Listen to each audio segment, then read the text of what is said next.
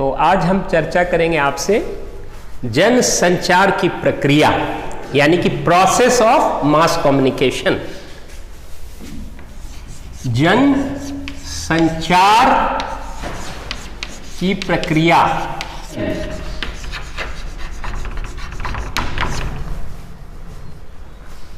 तो process of mass communication सबसे पहले डेविड बर्लो ने 1960 में अपनी पुस्तक द प्रोसेस ऑफ कम्युनिकेशन में प्रोसेस ऑफ कम्युनिकेशन की विस्तृत एवं व्यापक व्याख्या की थी।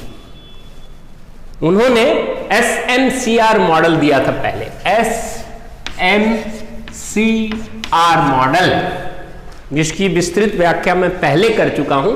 यहां पर बहुत संक्षेप में मैं बता रहा हूं कि इसका मतलब उन्होंने बहुत एक सोशल साइंटिस्ट थे, कम्युनिकेशन साइंटिस्ट थे, जिसमें communication skills, attitude, knowledge, social system, culture, इसमें उन्होंने treatment, structure, element, code etcetera etcetera, hearing, seeing, testing, smelling etcetera etcetera, यहां भी वही चीज जो सोर्स।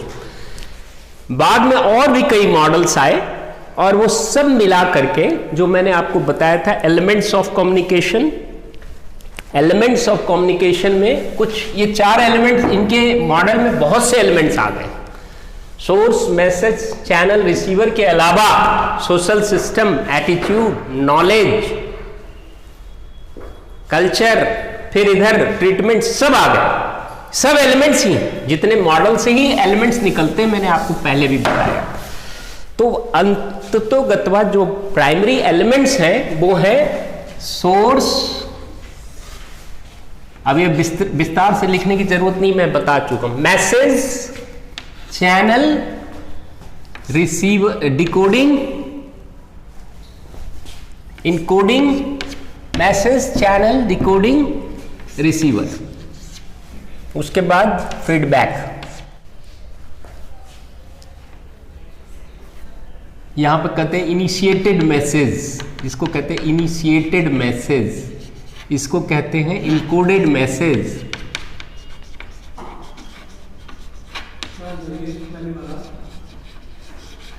फिर एक्चुअल मैसेज। यहां मैसेज से निकला जो एक्चुअल मैसेज, मैसेज अलग अलग नाम से, ये सब मैसेज ही है अंत में। फिर डिसेमिनेटेड मैसेज, फिर यहां पर कहते हैं एपरेंट और परसीव्ड मैसेज, परसीव्ड और apparent. Apparent message and this is actual receiving. इसको एपरेंट रिसीविंग कहते हैं, मैसेज नहीं। और इसको कहते हैं डिसेमिनेटेड मैसेज। ठीक है, तो ये नए शब्द मैंने प्रोसेस में जोड़ दिया खाली। ठीक है,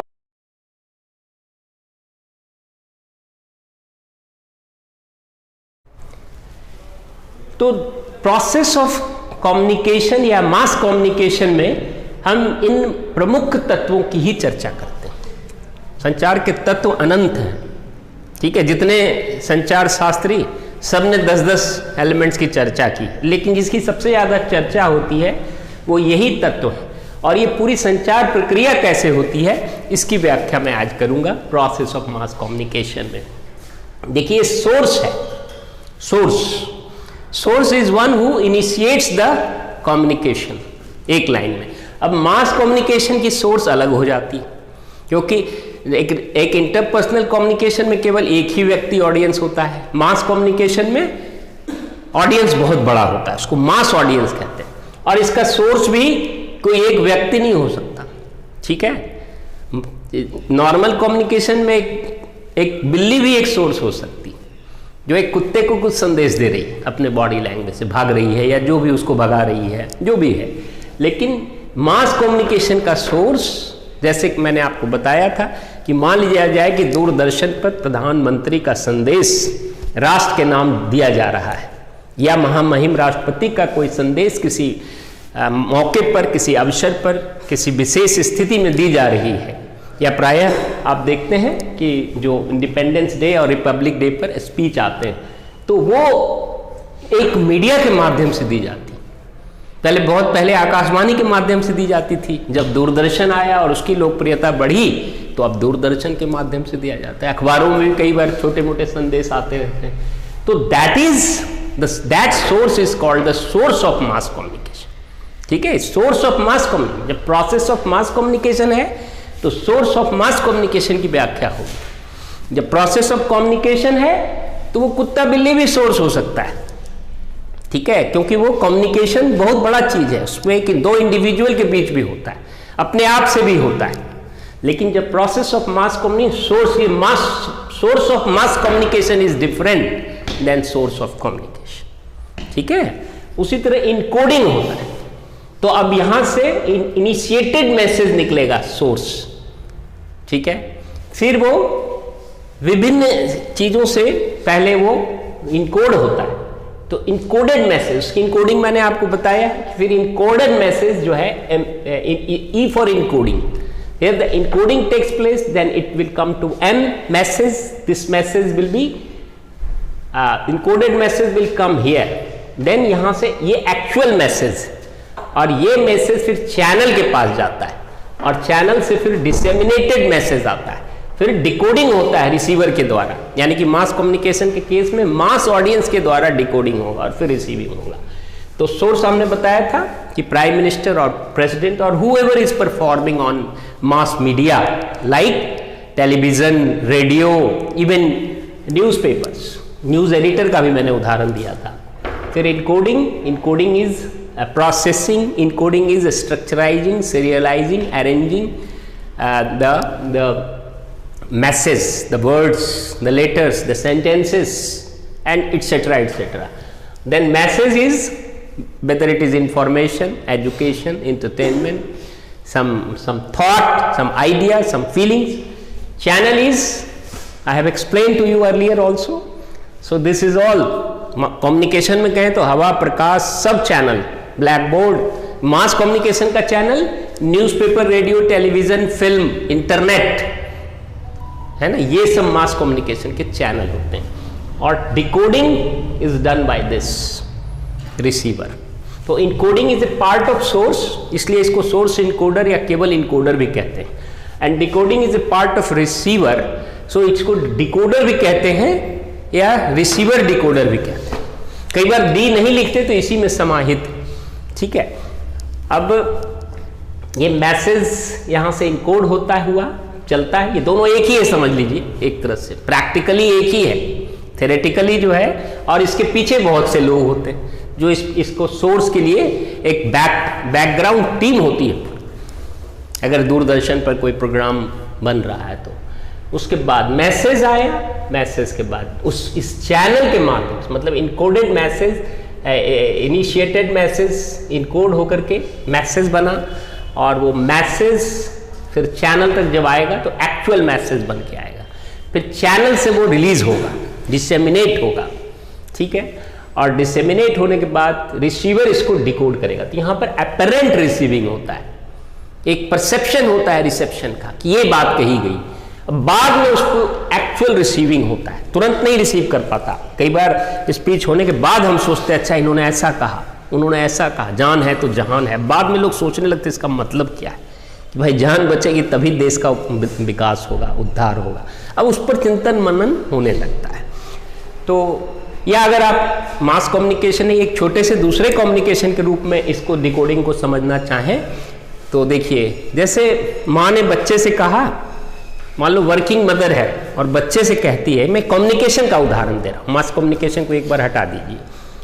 बेटा आज मैं, छोटे बच्चे से कहती है मैं आज घर देर से आऊँगी, तो बच्चा पहले कुछ रिस्पॉन्स नहीं करता है। थोड़ी देर के बाद बच्चा रोने लगता है कि माँ आज देर से आएगी तो आई विल मिस हर, तो मेरे सबसे इम्पॉर्टेंट मेरे लिए है, जिस पर हम पूरी तरह आश्रित हूँ वही नहीं रहेगा, तो मेरी क्या स्थिति होगी। लेकिन तुरंत वो नहीं समझ पाता। तो डिकोडिंग में क्या होता है कि हम पहले अपेरेंटली रिसीव करते हैं। जैसे बच्चे, आप लोग के केस में ऐसा नहीं होता, आप साथ साथ डिकोड भी कर रहे हैं, रिसीव भी कर रहे हैं, फटाफट हो रहा है। लेकिन छोटा बच्चा ने पहले बोला माँ आज घर देर से आएगी, फिर भी मुस्कुरा रहा है क्योंकि अभी उसका अर्थ नहीं समझा है। तो अपेरेंटली एक उसको आभास हुआ कि उन्होंने ऐसा कहा। और जब एक्चुअल में उसका मीनिंग उसको समझ में आया कि अरे माता श्री आज रहेंगी नहीं तो मेरे को तो बड़ा नुकसान होगा, मैं तो ना खेल पाऊंगा, ना कूद पाऊंगा, ना कहीं जा पाऊंगा, ना कुछ खा पाऊंगा, ना मैं कुछ भी नहीं कर पाऊंगा, क्योंकि वह पूर्णतः बच्चा अपनी माता पर ही आश्रित होता है। तो उसको जब एक्चुअल रिसीविंग होता है तब वो रोना शुरू कर देता है। ठीक है, मास कम्युनिकेशन के केस में मैंने अभी आपको बताया कि ऑडियंस पहले सुन लेती तो अपरेंट डिकोडिंग किया पहले, बाद में उसका अर्थ समझ में आता है। जैसे राष्ट्रपति या प्रधानमंत्री का भाषण होता है तो कई दिनों तक चर्चा होती है ना, और कई लोग बाद में उसको समझते हैं। या आप कोई सीरियल भी देखते हैं तो तुरंत आपको बाद में लगता है अरे ये इससे लिंक था, वो इससे लिंक था। तो so many things are understood at later stage, so actual receiving is a little late, तो इसको कहते हैं actual receiving.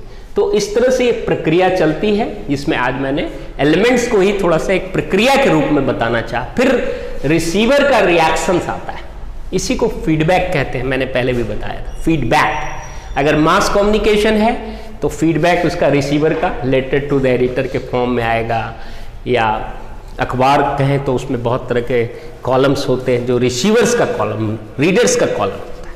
This is what they have to say, ये भी एक कॉलम होता था पहले। फिर जनवाणी, लोकवाणी, आपकी आवाज, हाँ, आप और हम, शिकवे शिकायत, ऐसे कॉलम्स होते हैं जो फीडबैक देते हैं।